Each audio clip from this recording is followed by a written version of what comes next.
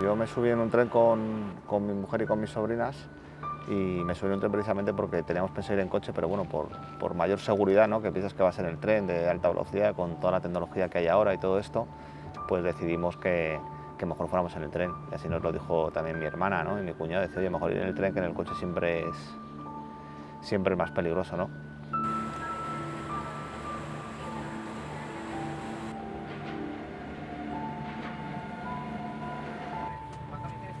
El 24 el viaje fue normal, en tren.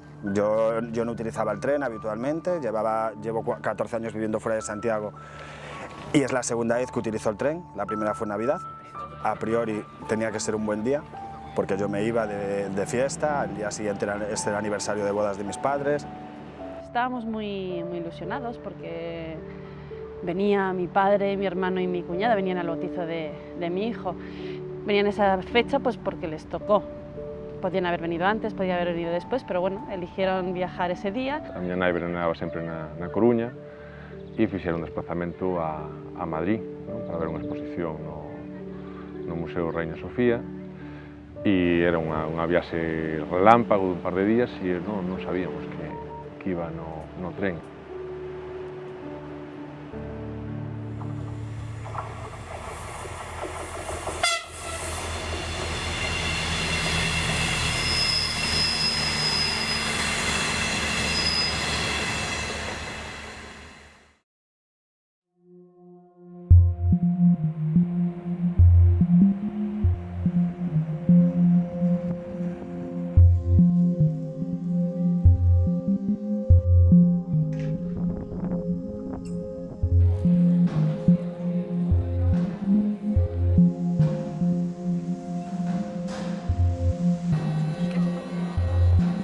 Aquel 24 de julio estábamos todos esperando en la estación.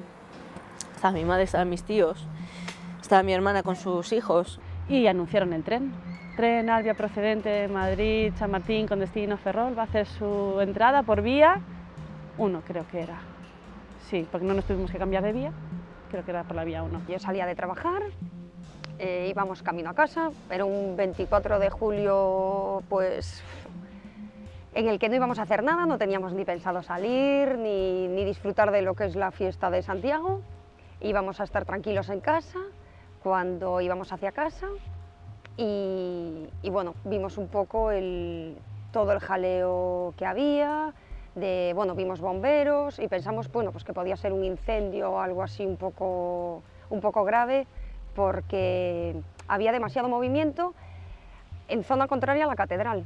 E vemos pues, con toda a tranquilidade charlando no camión cando recibimos a chamada desde un compañeiro que xa estaba no accidente avisando de que por favor que todas as dotacións que había disponibles que se acercasen a Angrois que había un accidente de tren.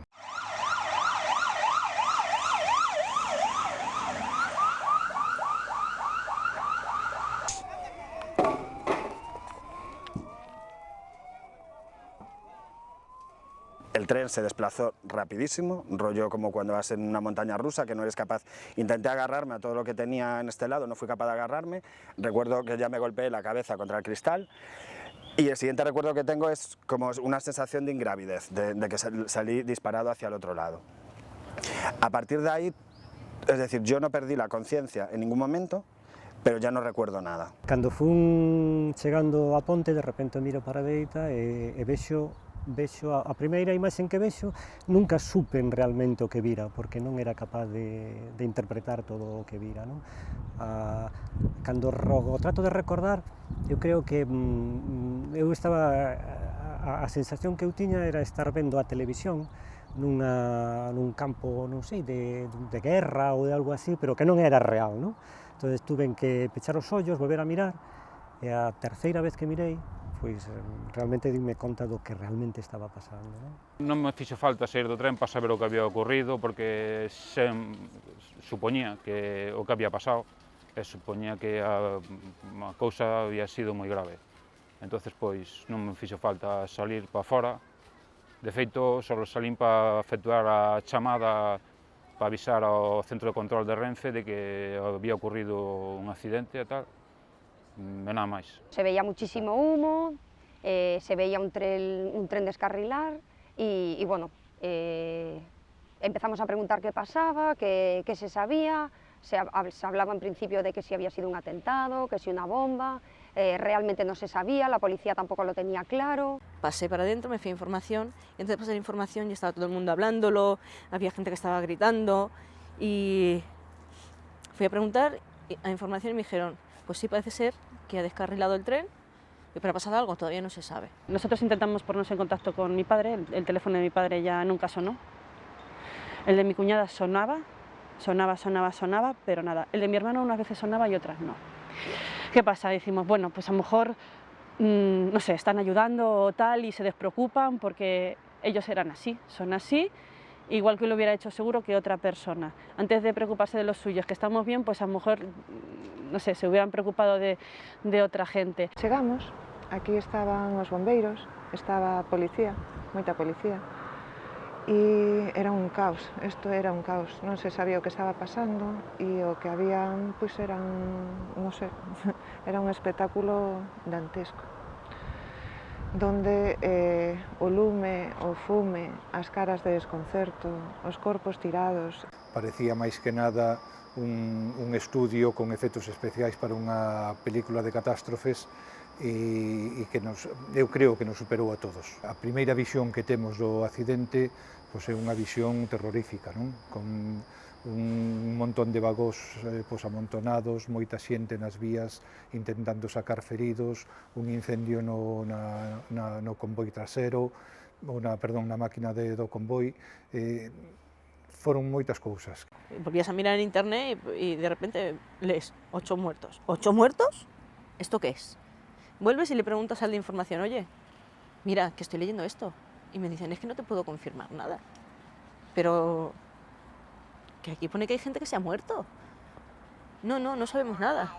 Claro, cuando ya empiezas a ver 8, 12, 20 fotos de gente tirada, el tren ardiendo, claro, lo que te esperas es que eso explote y que la gente se queme. Yo no pensaba otra cosa. Entonces nos acercamos a un policía que había allí, le preguntamos si podíamos ayudar, él nos dijo correr hacia la vía, empezamos a correr hacia la vía y ya cuando llegamos allí y vimos todo lo que pasaba, pues bueno, nos lanzamos a la vía, Checho se lanzó y se metió ya a intentar sacar gente, yo estaba saltando a la vía, vino un policía y salió un bombero con una niña y dijo, vamos a hacer el campamento de los heridos ahí, quédate tú ahí porque mientras no lleguen los sanitarios no hay nadie que se quede con ellos. Te metes allí, yo creo que iba con los ojos cerrados, o sea, aunque los tenía abiertos, iba con ellos cerrados. Y allí eres bombero, policía, médico, entiendes de todo y no sabes de nada. Y tiras para adelante, o sea, cuanto más gente puedas sacar con vida o puedan tener una buena esperanza de que salgan vivos, mejor. No te pones a pensar en nada, ni piensas si te vas a salir herido tú, si va a pasar algo, si no, te metes y fuera. Y yo soy de los que no puedo ver una operación por la tele, que no va conmigo. Y ese día, pues no sé qué pasó, me metí e punto. Non había ganas nin de falar, es decir, era solo todo cada uno aí para sí, non daba lugar a hablar, es todo tan triste y tan... Solo te metes a lo que es el trabajo, mirar a ver lo que tienes que hacer o lo que tienes que mover, o no te paras a decir esto foi moi grande. Aquí había moito silencio, había moita xente, e había moito silencio.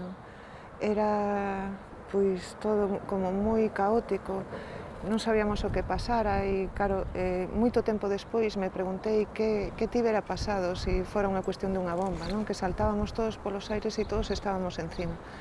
Pero naquel momento ni se me ocurriu. Simplemente axudamos a quen o necesitaba e aí se queda a historia.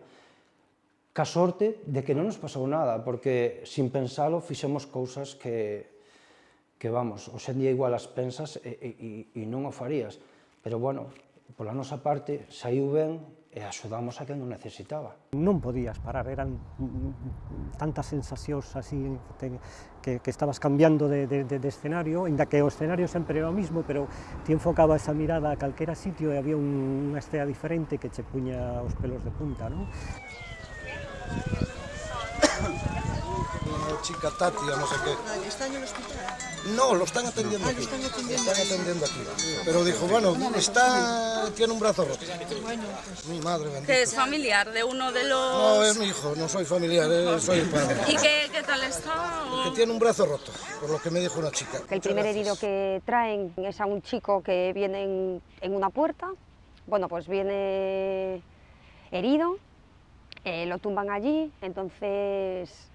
Bueno, claro, él no, estaba muy asustado, no sabía qué pasaba, no sabía qué le pasaba, simplemente sentía mucho dolor en un brazo y me decía que por favor que le dijera qué estaba pasando porque que él solo se acordaba de un golpe muy fuerte. Tati y Checho son las personas dos chicos que pasaban por allí, que pararon y se encargaron de mí en todo momento. Entonces me contaron que me tuvieron que sacar en una de las puertas del vagón y que ya cuando salí se me veía que estaba muy mal. Empiezan a llegar más heridos, empiezas a atender un poco a todos, claro, Gonzalo está muy nervioso, muy nervioso.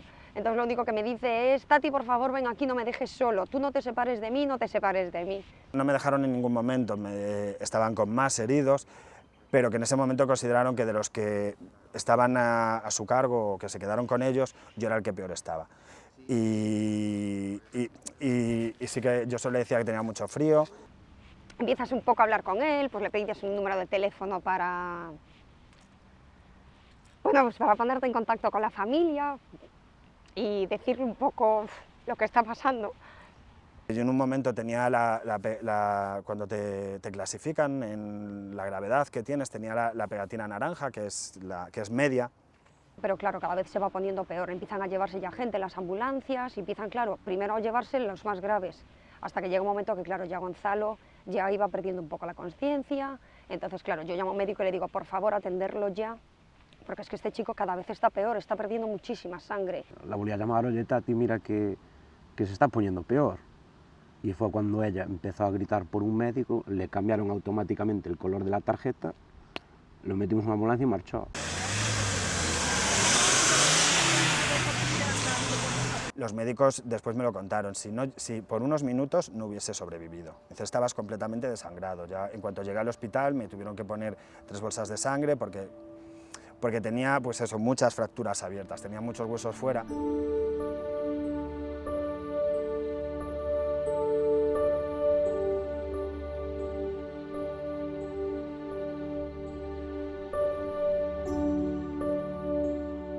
El personal sanitario también estaba súper receptivo a todo, a todo.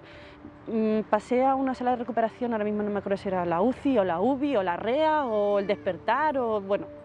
Pasé a intentar identificar a una chica que estaba sin identificar, me pusieron la batita, bueno, el gorro, todo, porque esa chica estaba sin identificar, pero no era la persona que yo estaba buscando.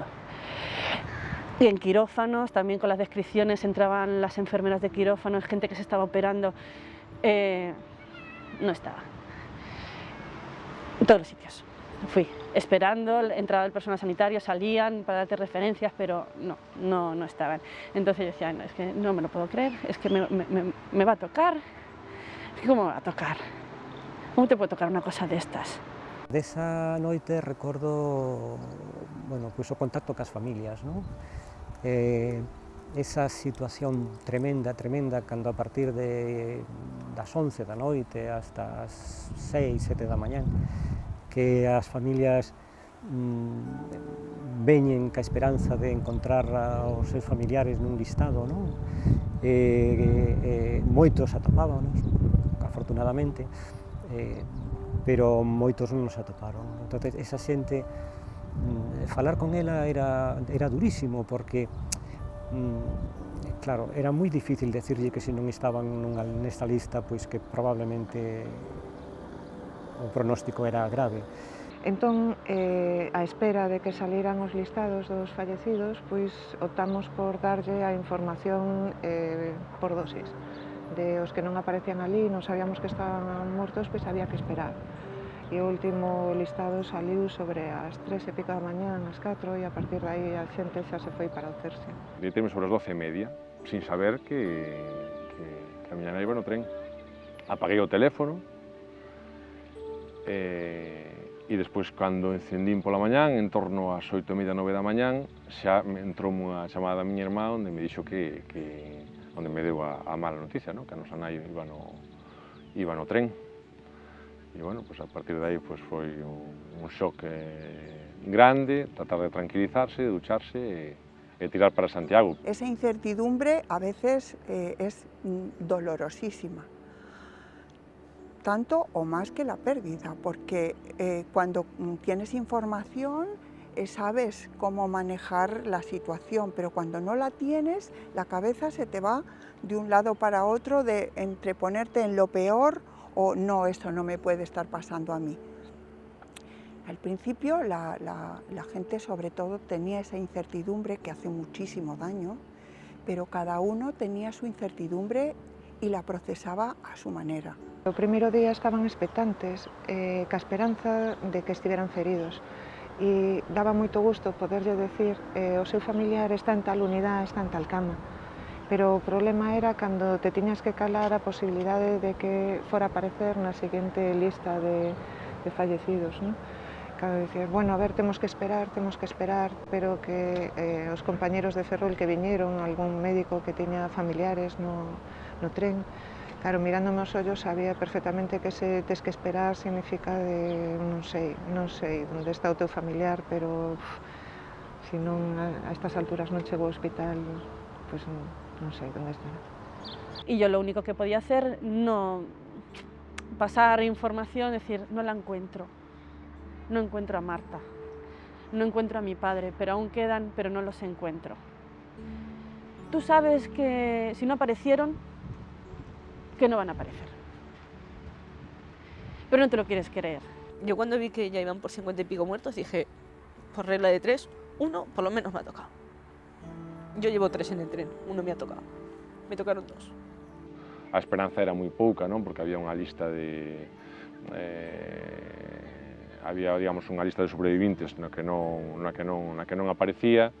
Desde as 4 da mañá non fora actualizada esa lista, nin se nos daba explicacións de por que non fora actualizada.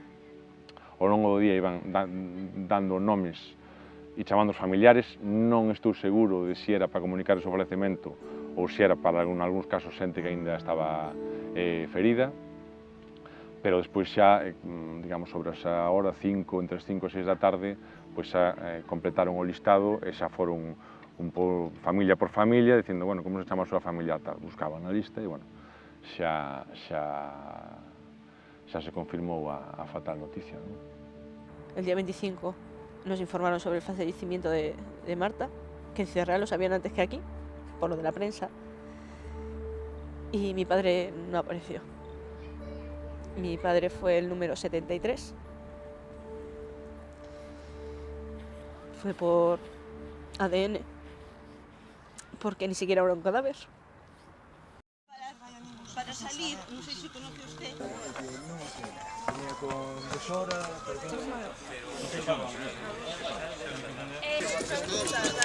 ¿Oh?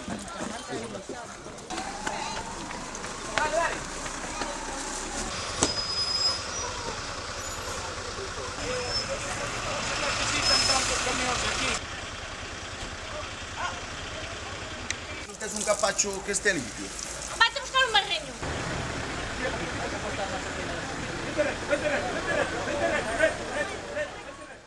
A intención que ten cada bombeiro é intentar salvar a maior cantidade de xente posible e intentas facer unha labor que está por encima das túas posibilidades. É dicir, temos que recoñecer e darnos conta que temos 2 brazos e 2 pernas e non podemos facer máis. Entón, esos primeiros momentos de frustración, de querer abarcalo todo, van dando paso a un sistema de traballo máis organizado, donde os equipos empezan a funcionar como tales e donde se empeza a ver o produto dese traballo, non? Entre a desgracia que ves e o cansancio que levas non che dá tempo, xa que creo que se cerran todas as vías e estás... non che dá tempo a pensar. Sencillamente, pues eso, que llegas al lugar de los hechos y te encuentras con una situación ciertamente dantesca. Nunca uno llega a calibrar el alcance de este tipo de catástrofes hasta que las ves en vivo y en directo. Pero bueno, es lo que hay. É o noso traballo, e ao final ves que se fai o traballo, que os pacientes van saindo, que van indo para quirófano, que van indo para as UCIs, ou que van indo á zona de observación porque están mellor, e non que, pero non estás, eso apórtache unha certa alegría profesional, satisfacción profesional que o mellor outros colectivos non teñen. Eu entendo que o que policía ou bombeiro entra no tren e ve un espectáculo dantesco e logra salvar a unha persoa que despois nin sabe se vai ir ben ou vai ir mal, pero ve ali membros ou soltos e tal, eso ten que ser moito máis impactante. Y bueno, pues ya empezó nuestra labor en sí del levantamiento de los cadáveres y del traslado de los mismos a las instalaciones del SAL, como todos saben, ¿no? Y ahí fue donde se empezaron a realizar las identificaciones de las personas. Es como si estuviéramos todos compenetrados, como si estuviéramos trabajando todos 20 años haciendo lo mismo, pues así. Unos entrábamos a los vagones, otros estaban fuera, unos metían la puerta, otros movían a los heridos, otros los transportaban hacia donde estaba Tati. Era increíble, tanto bomberos, o sea, cuerpos del Estado, no se dice así, los cuerpos del Estado, bomberos, policías, todo lo que había allí, todo ayudaba. Todos éramos un mismo son, no había nadie ni que mandara más, ni que mandara menos, ni que no te dejara hacer ni nada. Era increíble, porque estábamos todos compenetrados, o sea, como si llevábamos toda la vida trabajando juntos en eso. Ali había compañeros jubilados, compañeros que acababan de botar a calle, que estaban no paro. E estábamos os que estábamos de vacacións e os que estaban currando. Non?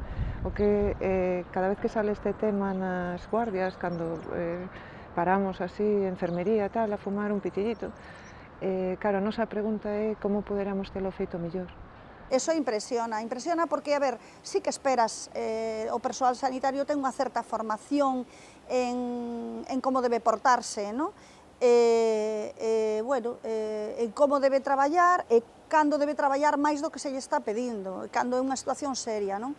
Pero nunca o ves dunha maneira tan gráfica, casi caricaturesca como esta, é dicir, isto foi impresionante. Yo en aquel momento hice lo mejor que pude las cosas. Si algunas cosas no salieron bien, no fue porque yo no lo intentara. Eso es lo que hago siempre a la hora de autoevaluarme, pensar si puse todo lo que tenía que poner de mi parte y yo creo que si una persona trabaja poniendo todo lo que puede poner de su parte, creo que tiene que estar tranquila consigo mismo. Yo estoy tranquila. Eu creo que en xeral, home, que cada profesional deu moito máis do que nos pide o noso reglamento profesional, non? Senón que demos humanamente todo o que poidemos. Creo que despois de toda esa traxedia, a min polo menos o que me queda é esa satisfacción de dar todo, que eu non podía dar unha pizca máis de meus folgos porque non tiña máis. Si din 100 porque non podía dar 101. E como a min, eu creo que todos os profesionais que participaron en esta traxedia.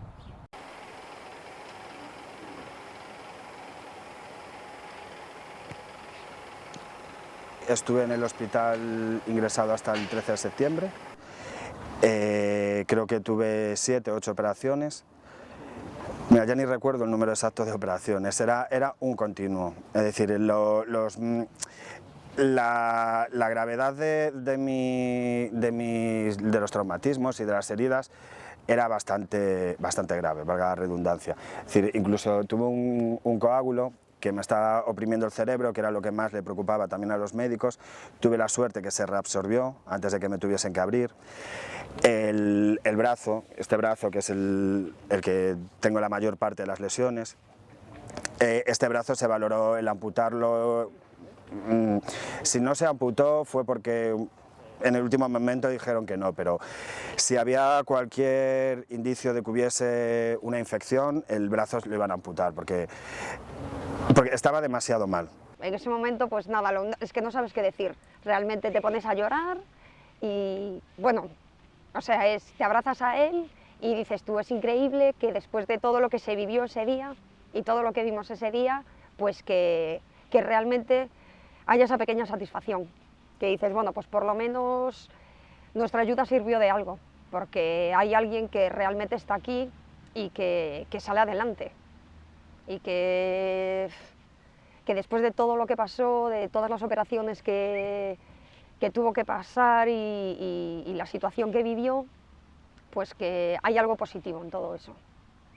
Siempre me he sentido muy culpable del accidente, de por qué mi familia tiene que vivir esto, ¿sabes? ¿Por qué la gente que me quiere le ha tocado también vivir esto? Porque realmente no te pasa solo a ti, ¿sabes? Todo tu círculo le está afectando, pues iba a decir de la misma manera, yo creo que de la misma manera, en mayor o menor medida. Es una parte de mí. Yo para mí Gonzalo en este momento es una parte de mí. A ver, no tengo hijos, pero es como si ese día naciera mi hijo. Lo sientes así. Porque realmente lo sientes así porque dices, bueno, pues a ver, en el momento en que él entró en la ambulancia, yo le di la vuelta, lo agarré a él y le digo, por Dios, que este chico salga adelante. Para mí son como mis ángeles, si hay un ángel de la guarda pues serían ellos. Fueron las personas que me ayudaron en ese momento, después del accidente, los que estuvieron conmigo, incluso, si no me equivoco, con la cazadora de Tati, fue con la que se me taponó o se me hizo el torniquete para que dejase de sangrar, fueron los que estuvieron todo el tiempo conmigo. Yo le pedí que llamasen a mi novio, por favor, que estaba en Málaga. Ella lo llamó a través de su teléfono, porque bueno, mi teléfono se había quedado destrozado, yo recordaba su teléfono en memoria, y ellos estuvieron todo el tiempo conmigo.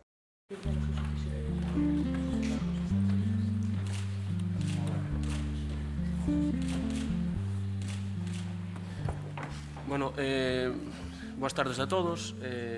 Bueno, mañán cúmplense pues, un triste aniversario, de verdad que non nos gustaría estar aquí para nada. E, bueno, queremos con este acto un pouco conmemorar e homenaxear a toda a xente que perdeu a vida en Angrois fai un ano e sobre todo que sirva este acto un pouco para ver que pasou e se hai posibilidade de que isto non volva a pasar outra vez, non?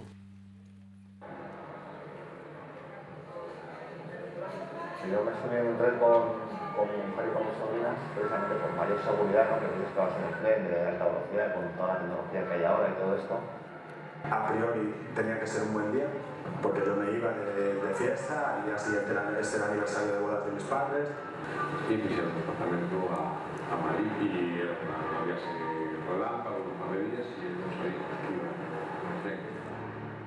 Es imposible que ninguna comisión de investigación de accidentes ferroviarios sea independiente si los que la integran han sido nombrados por el Ministerio de Fomento, quienes trabajan o han trabajado o han estado vinculados por algún tipo de contrato, en este caso con Adif o con Renfe o con Fomento, no pueden ser independientes, por principio. Eso es además lo que dice la Directiva Europea de Seguridad. Por tanto, lo primero que tenemos es que cuestionar es este informe, yo solo he traído unas páginas, de 266 páginas de la Comisión de Investigación de Fomento, que después de 266 páginas, 60 u 80 de folios y 40.000 anejos, que prácticamente son cuadros fotocopiados de varias cosas, lo único que dice como conclusión, la culpa la tuvo el maquinista.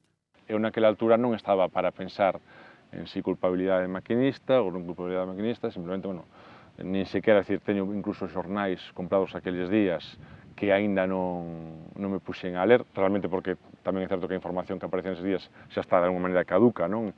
E se a información máis actualizada é máis interesante, é máis válida, pero, bueno, pues a partir de aí, pois, empezas a preguntarte que puido pasar, a tratar de indagar, aínda que é sempre tremendamente doloroso, ¿no? Al principio, pues bueno, estás en el hospital recuperándote, ha habido personas que hemos estado ingresadas mucho tiempo y gente que ha perdido a familiares, que entonces cuesta poner en marcha pues una asociación y en ponerte a preguntarte un poco esto y a intentar que se sepa la verdad y que haya justicia, ¿no? Que es lo que yo creo que muchas víctimas quieren, ¿no? Además de que tú estás mal, tienes que luchar. Y hay como veces que digo, es que no, yo no tengo, ¿sabes? Se me van las ganas de luchar, es decir, esperaba que quien me rodea me ayuda, pero los organismos públicos no me ayudan en nada, ¿sabes? Solo me lo hacen todo más difícil. Es decir, yo no había contratado un abogado en mi vida, yo no sé cómo va esto, es decir, encima que he tenido un accidente, ¿sabes? ¿Por qué no me ayudáis?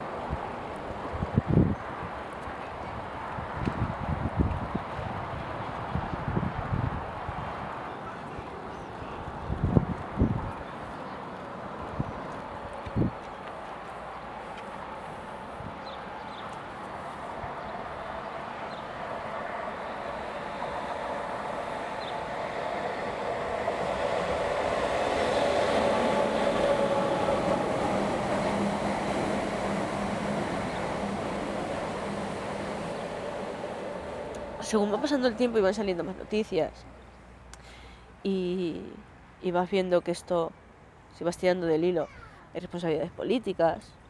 ¿Políticas? ¿Por qué hay responsabilidades políticas? Y yo decía, pero ¿qué te pintan aquí esos señores? A miña nai era afiliada do PSOE e tiñamos discutido sobre o AVE.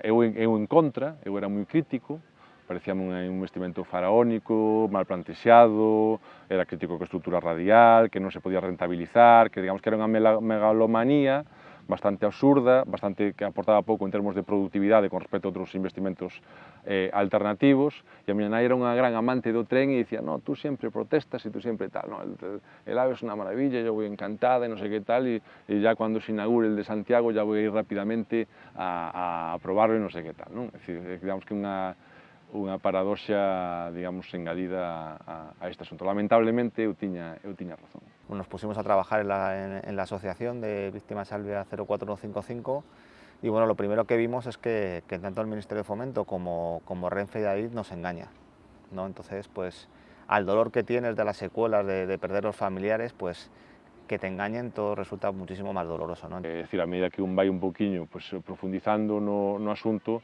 pues darse conta que hai unhas negligencias gravísimas por parte de Adif, ¿no?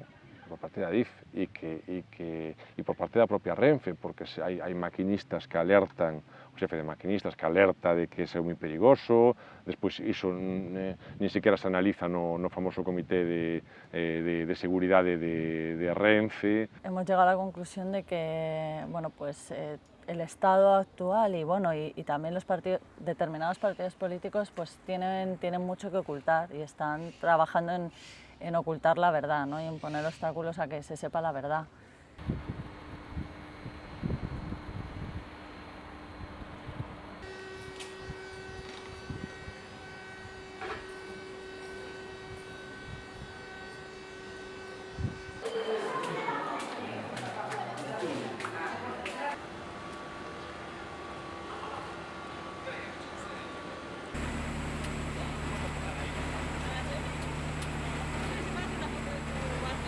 Nosotros cuando cogimos aquel tren lo cogimos porque pensábamos que era un tren de alta velocidad, como nos dijeron y dijo José Blanco en la inauguración del tren, que tenía la más alta tecnología, que contaba con los medios más modernos, en fin, lo que tiene que ser un tren de alta velocidad, como dice la norma. Eso ya fue la primera mentira, que es una estafa, o por lo menos es una publicidad engañosa que está contemplada en el artículo 282 del Código Penal. Y cuando decimos que nos engañan, pues nos engañan yo creo que por dos principales motivos. Lo primero fue que nada más ocurrir el accidente, el secretario de Estado Rafael Catalá y el presidente de Renfe y de Adif, pues lo primero que hicieron fue, a los muy pocos días, es negar que era un accidente de la alta velocidad, ¿no? Poniendo por encima los intereses comerciales. Entonces, esto, claro, pues que te engañen y que encima intenten engañar por intereses comerciales cuando hay 80 muertos encima de la mesa y más de 140 heridos, pues duele mucho, ¿no? Hay grandes constructoras que se verían afectadas por la conclusión evidente que a alta velocidade española é unha chapuzada.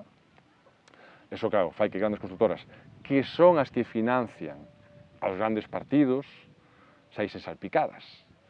E, por lo tanto, pues, están facendo o posible e o imposible para que non saian salpicadas, para que poidan seguir, digamos, aspirando a adjudicacións no estranxeiro, por suposto que funcionan tamén a base de cazo, porque ningún gobernante estranxeiro sensato a partir de agora, digamos, de compraría aos españois o tren de alta velocidade.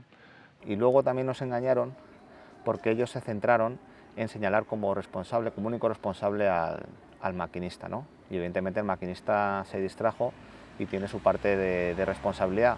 Pero lo que no contaron en su momento es que el maquinista atendió una llamada de teléfono de un teléfono corporativo y una llamada que está autorizada. Además, en los manuales de comunicación tienen que atender bien la llamada, que entienda bien el mensaje, ¿no? Que dicen que sí, que ese señor Garzón, que tuvo mucha culpa, porque fue un irresponsable al ir distraído y a más velocidad de la permitida. Claro, porque iba distraído. ¿Y si da un infarto? Además, ese maquinista que se distrajo supuestamente debería llevar un sistema de respaldo, de tecnología, que como veremos no estaba activo pese a que lo habíamos pagado entre todos, ¿no? Y bueno, entonces aparte de estas mentiras que ya incluso los peritos, y bueno, ya han dicho que era una línea de alta velocidad, hay un tren de alta velocidad, nadie se imagina, ya luego está el sentido común, o sea, una máquina de 400 toneladas a más de 200 km por hora no puede depender de la pericia de una persona, porque esa velocidad no es capaz de gestionar eso. Es más, en el siglo pasado, cuando los trenes no cogían ni 100 km por hora, iban 2 maquinistas, y ahora va un maquinista y vamos a más del doble de la velocidad, ¿no? Venga, estás en el kilómetro 80, ¿no hay una referencia? Antes del puente. Antes del puente, de acuerdo. Sí, en el kilómetro 80 fue donde tomé la curva a 200, bueno, a 200 no, a 190, una cosa así. Claro, venía en verde. Y tenías que tomar los 80, ¿no? Sí, y tenía que pasar a 80. Vale. Ay, Dios mío. Pero eso ya se lo tenía dicho al de seguridad, que eso era muy peligroso. Somos humanos y se nos puede pasar. Es que eso es inhumano, esta curva. ¿Entiendes? O sea, es que con una luz y precaución, es que no puede ser, hombre, que hagan estas cosas, hombre.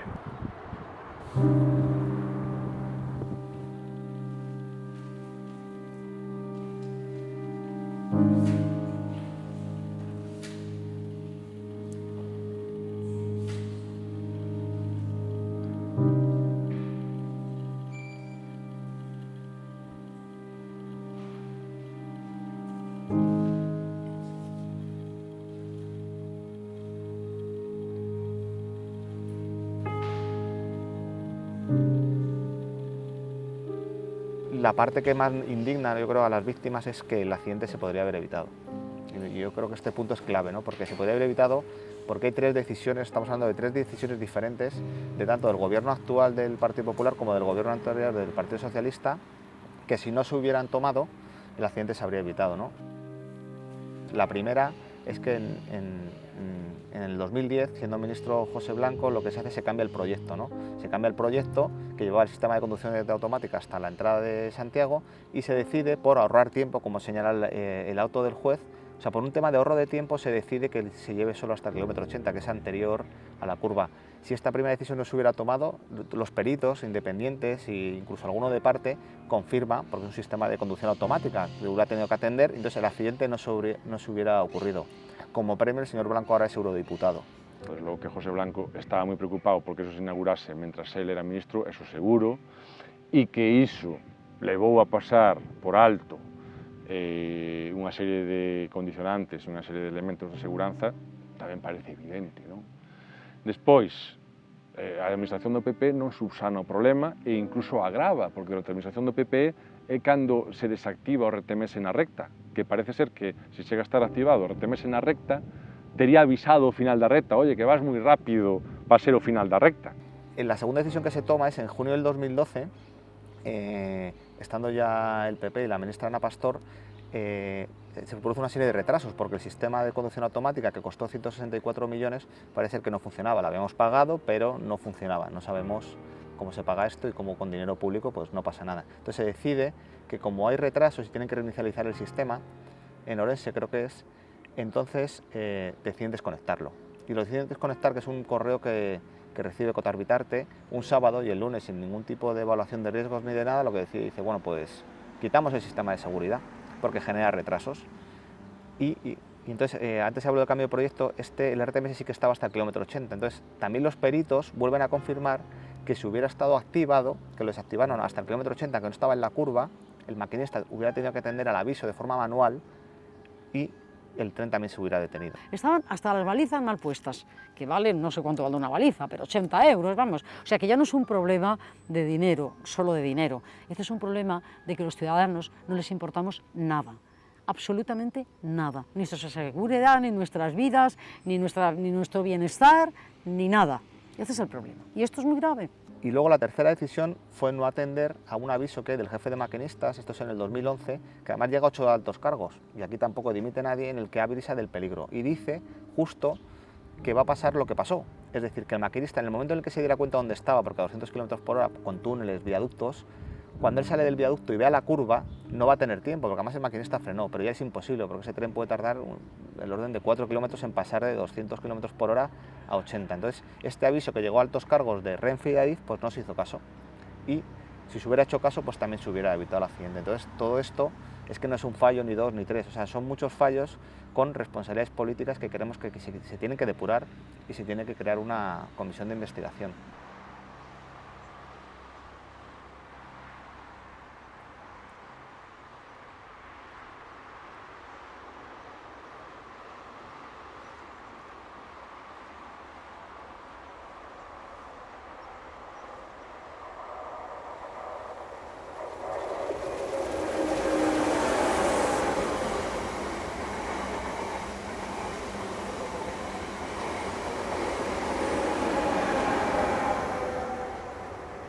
Claramente se ve una estrategia conjunta del PP y del PSOE en impedir precisamente que se forme esa comisión de investigación parlamentaria y que se depuren las responsabilidades políticas, que sin duda las hay.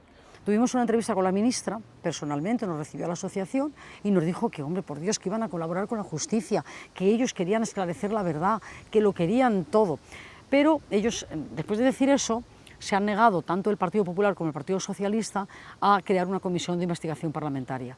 Porque una comisión de investigación parlamentaria, un accidente gravísimo, el más grave de los últimos 70 años en España, requiere eso, porque requiere depurar no solo responsabilidades penales, sino también responsabilidades políticas, que a verlas haylas. A cambio nos plantean una subcomisión de investigación en el Congreso, que es a puerta cerrada y que ni siquiera trata del accidente, sino del sistema ferroviario español.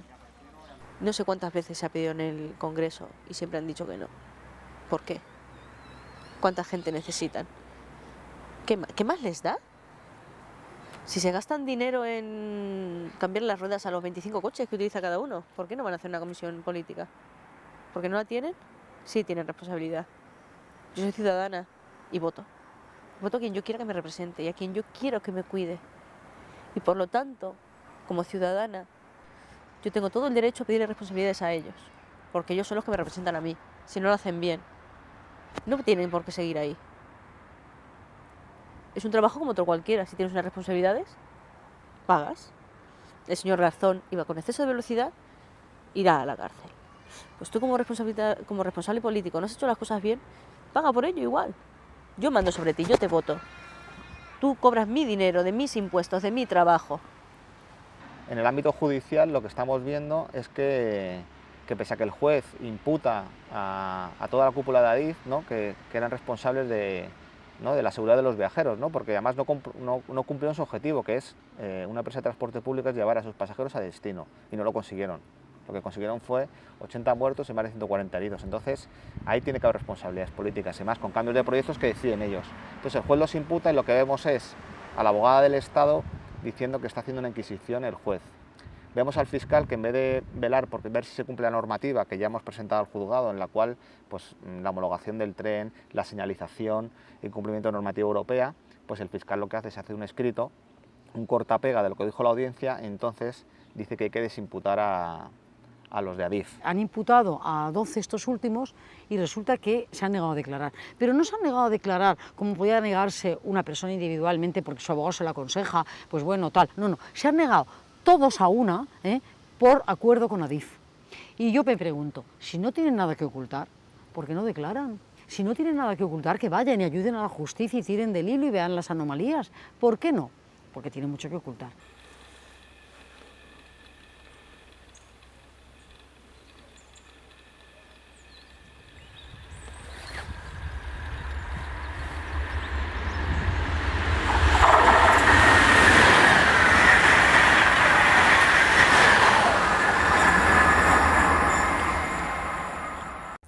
Cuenta que ni siquiera tenemos un tren de alta velocidad, porque encima resulta que hay anchos de vía.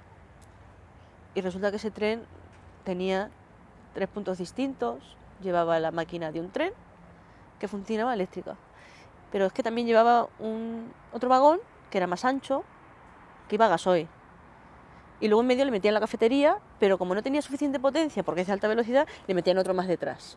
Es un tren que hasta donde nosotros hemos visto, y en eso estamos también, no está homologado, porque era la serie S730, pues resulta que no está homologada, sino que lo que está homologado es la serie S130 del Talgo, pero que no tiene nada que ver, porque aquí le han puesto 2 locomotoras y dos departamentos que tienen un depósito de diésel y cada uno pesa 46 toneladas, y que eso produjo que el tren descarrilara. En este caso concreto, por parte de la administración pública no ha habido ni siquiera la decencia de pedir disculpas. Y esto me parece muy grave. Por parte del conductor, por ejemplo, como sabéis, el hombre que, en fin, fue culpable en parte, evidentemente, ha pedido perdón porque el hombre está francamente dolido por lo que ha ocurrido. Es curioso que por parte de la administración no se haya pedido perdón. O que fai o Estado non asumir a súa responsabilidade e tratar de protexer aos irresponsables que forman parte do Estado, é dicir, nomeadamente da DIF, non? Nomeadamente da DIF e xente que políticamente está por riba da DIF, non? Os propios ministros. Nosotros lo que pretendemos y seguimos denunciando y seguiremos reivindicando es que efectivamente se cumpla la normativa europea y se cree una comisión de investigación de accidentes ferroviarios que sea realmente independiente. La que ahora mismo está emitiendo informes y defiende la tesis oficial, que es que toda la culpa fue del maquinista, cuando en este accidente ha habido múltiples causas, es una comisión que tiene entre sus miembros a personal, a técnicos que están vinculados directamente a Renfe y a DIF.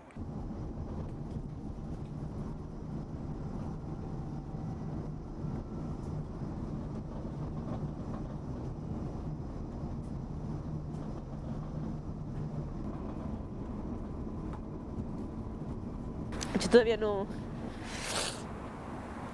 puedo entender que le llamen accidente. Un accidente es algo inevitable, es algo fortuito que ocurre de casualidad. Y esto no fue casualidad. Hay una serie de factores que se acumularon y llegó el día. Yo no me montaría en un coche sin frenos. Llevo 35 años haciendo el mismo camino, pasando por las mismas vías. Y si yo hubiera sabido que iba en un tren sin frenos, no me hubiera montado. Ni hubiera montado a mis hijos. Ese día le tocaba a mi padre y a mi cuñada y a mi hermano, pero podíamos haber ido todos. Ha habido viajes que íbamos todos. Ocupábamos un vagón entero y íbamos todos. Ahora no me volveremos a montar más. Matamos 81 personas. Más una chica que iba embarazada y se le notaba bien que ese bebé no ha llegado a nacer, con lo cual son 82. Matamos 82 personas y aquí no ha pasado nada. Y hay que vivir con eso y estar viendo noticias y estar viendo que todo lo que te prometieron no se cumple. El subidón de solidaridad, de apoyo, de cariño, de fuerza, que vamos a investigar, que nuestra solidaridad para las víctimas, el venir aquí a pasearse por las vías, ahí en la Plana Mayor, ahí in situ, cuando ya estaba todo recogido, O sea, ahí poco vieron. Ahí, cuando ya estaba todo recogido fue cuando vinieron. Yo estaba en coma, no lo recuerdo, pero sí me dijeron que habían venido los reyes, que había venido el presidente, etc. Y a partir de ahí, ¿qué? Entonces vienen, se dan el paseo, hacen la foto y ya está, y nos vamos. Y te prometo amor eterno, pero no lo cumplo. Axuden vostedes a esclarecer a verdade e deixense de manobras propagandísticas para transmitir a idea de que vostedes simpatizan coas víctimas e de que vostedes están moi disgustados. Se vostedes estivesen moi disgustados, estarían contribuindo a que se esclarecese o que aconteceu, aínda que ese esclarecemento fose en detrimento dos intereses do seu partido.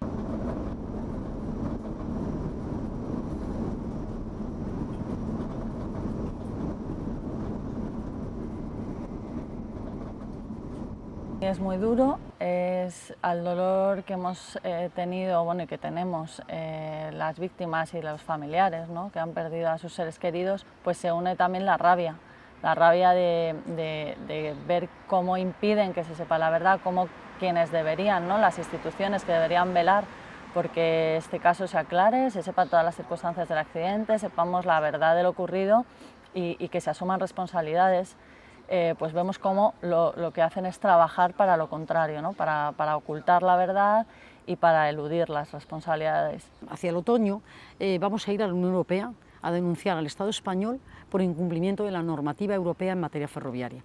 Porque es verdad que en Europa, en eso yo sí me siento europeísta, pues son países que tienen una democracia más asentada y que los ciudadanos son algo, significan algo, porque pagan sus impuestos y entonces son respetados, cosa que en este país yo no me siento respetada como ciudadana. Y entonces vamos a ir a Europa y con toda la documentación que tenemos vamos a denunciar esto. Seguiremos reivindicando pues la verdad, la justicia y luego la reparación para todas las víctimas y familiares y para que esto no vuelva a ocurrir. Era un día como hoy, exactamente igual que hoy, un poco más nublado quizás. Hace aproximadamente 5 horas salíamos de Madrid, más de 200 personas que subíamos a ese Albia dirección Galicia. Cuando desperté en el vagón solo había polvo, humo y un gran silencio. Yo aún no terminaba de entender lo que había ocurrido. Al poco rato vi que alguien entraba en el vagón. Alguien que venía a socorrernos dentro de ese infierno. Alguien que ni se lo pensó por la rapidez con la que apareció allí. La presencia de los vecinos de Angrois fue fundamental para nosotros. Sabíamos que había llegado alguien a socorrernos. Sabíamos que ya no estábamos solos.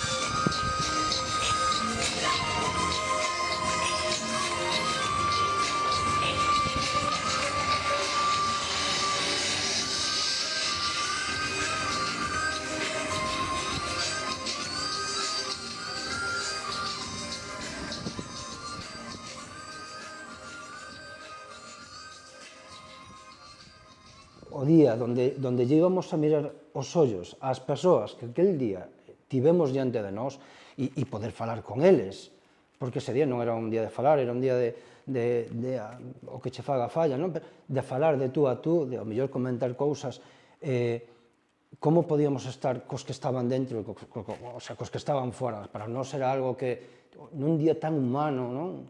Que era volver un ano despois. Entón, por iso que diferenciar esas dúas cousas, non? Un poquinho a parte humana e a parte mediática, política, etc.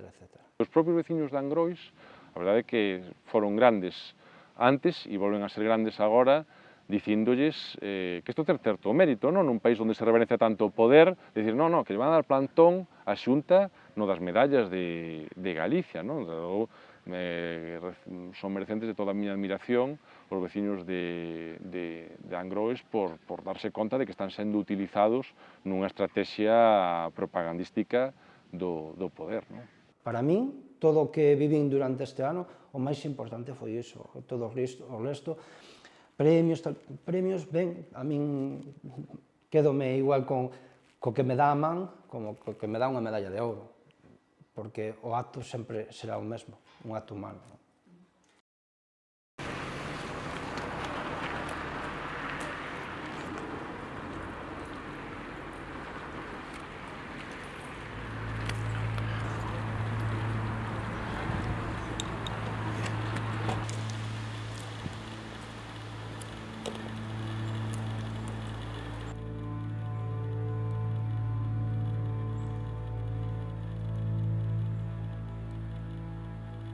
Mi padre cumplía 69 años al día siguiente de enterrarlo. Y Marta tenía 29. ¿Cómo recompones tu vida? Da igual. El tiempo sigue. Da igual que estés llorando o que estés riendo, el tiempo pasa. Mi padre y Marta son de los que pensaban que el show debe continuar, que la vida no se puede parar. Entonces así seguimos. Nosotros nos levantamos pensando en ellos, viviendo como nos han enseñado, y un año después lo seguimos llorando. Y lo lloraremos muchísimo tiempo. Pues supongo yo que como cualquier persona que ha perdido un ser querido.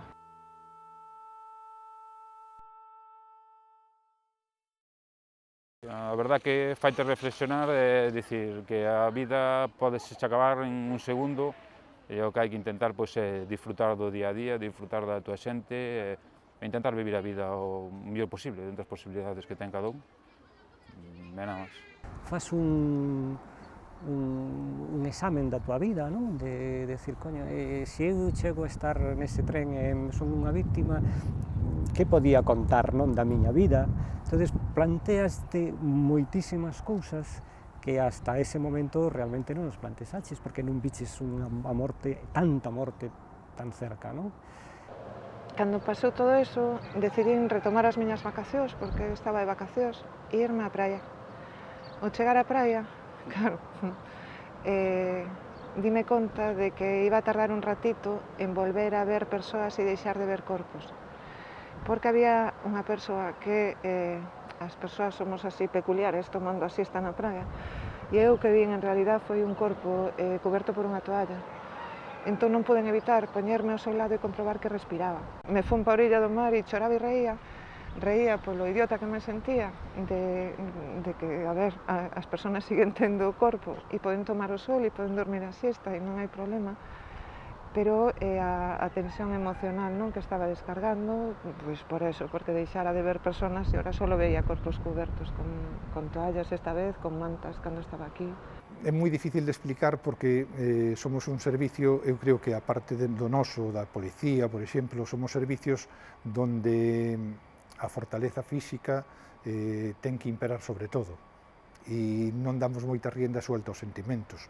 Creo que é unha equivocación, pero que non falas con fluidez do tema. Entonces, cada un ten as súas vivencias, de vez en cando te sentas, sacas unha conversa e si se fala, pero falas 5, 10, como moito 15 minutos, e a partir de aí a xente se volve a pechar, non quere falar, mostrar debilidades, creo que hai xente que o interpreta como que non está ben, e todos somos débiles, todos somos personas e todos temos debilidades, que non nos queda máis remedio, e todos temos un corazón, e o corazón sufre, que iramos ou non que iramos.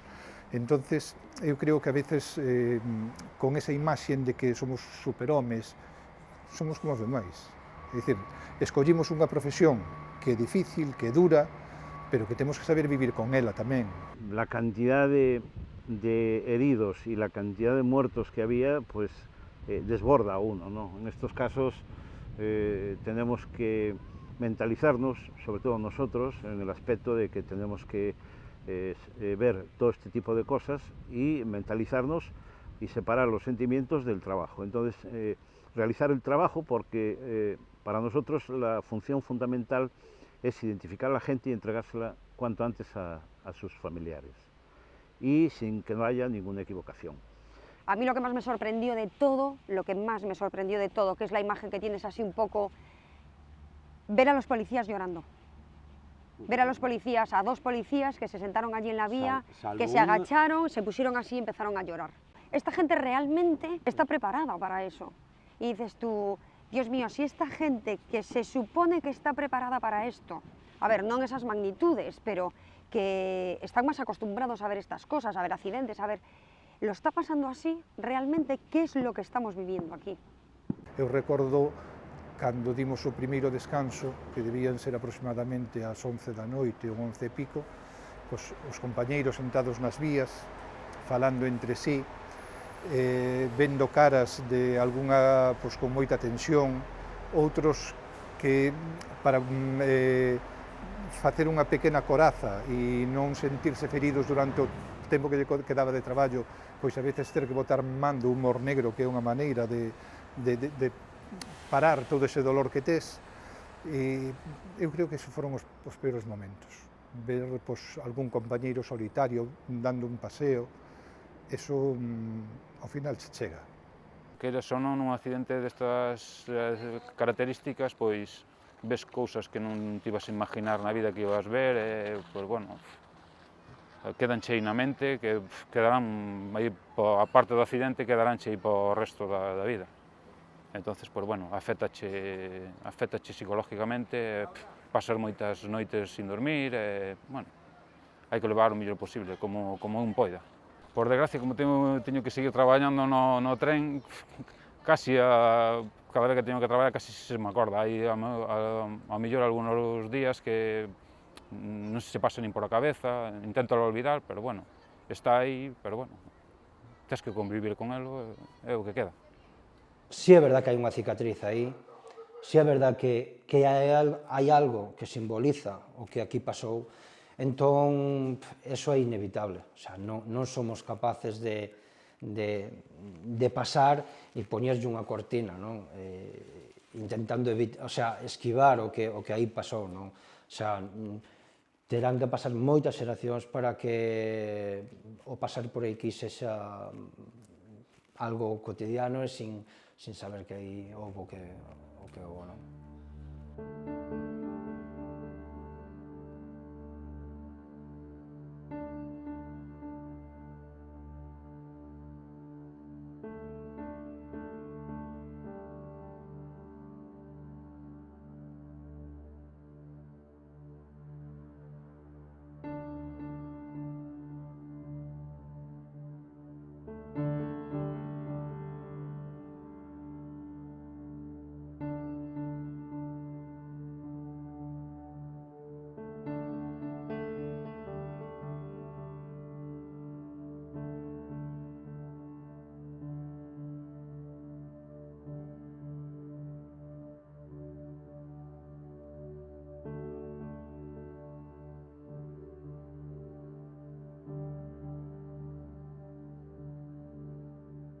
Si tuviese que sintetizarlo, sería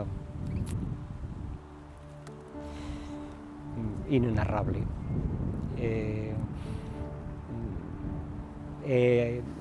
Non sei, inenarrable é unha cuestión inenarrable atemporal. Un caos, cun resultado fantástico, unha anestesia sensitiva tremenda, porque non podías deixar sentir o que... Eu creo que tampouco eras capaz de sentir en ese momento, porque sabías o que tiñas que facer, pero non había cabida para outra cousa. As persoas temos moitas cousas terribles, pero temos cousas absolutamente estupendas. E iso, non sei, eu aquel día me quedei reconciliada ca humanidade. Con pequenos xestos fanse grandes cousas, non? E iso é un pouco o que me queda que se esqueza, non? Que se deixe un pouquiño no olvido. O sea, o que tanto durante un ano se dixo de que éramos héroes por axudar, pues que se deixe aí no olvido. Hicimos un juicio crítico en su momento y ese juicio crítico lo hacemos de cuando en vez, un poco rememorando lo que se hizo bien y lo que podríamos haber hecho mejor. No quiere esto decir que se hayan hecho las cosas mal, se hicieron, yo creo que bien, ajustados a nuestros principios de actuación y a lo que la sociedad espera de sus cuerpos y fuerzas de seguridad. Para min a frase que debería cerrar isto era que temos que estar preparados para o peor, e o peor que está por chegar. Un día importante, que casi volviches a nacer, e como me di moita xente, é un cumpleaños máis na tua vida. Sí, será un cumpleaños máis na miña vida, porque tuve unha suerte de poder contarlo e de estar aquí, e poder seguir vivindo. Esto ha sido una pesadilla. Para mí esto es no sé, o sea, es como un infierno. Sí, pues ha sido una pesadilla. Caos, porque en ese momento no sabes qué hacer, no sabes cómo reaccionar, te metes y haces las cosas un poco a lo loco. Pero por otro lado, para mí fue algo positivo. porque, bueno, conocí a Gonzalo y bueno, dentro de la tragedia siempre tiene que haber algo positivo. Y para mí, en este caso, es Gonzalo. El saber de que gracias a nosotros le cambiaron la tarjeta, lo metieron y mira, llegó justo a tiempo para poderle salvar la vida, eso sí que no lo voy a borrar de mi cabeza, ni a Gonzalo, ni a José, ni a su familia. Ahora, el resto, si lo pudiera bloquear ahora mismo, lo bloquearía para siempre. Para siempre. Muy duro.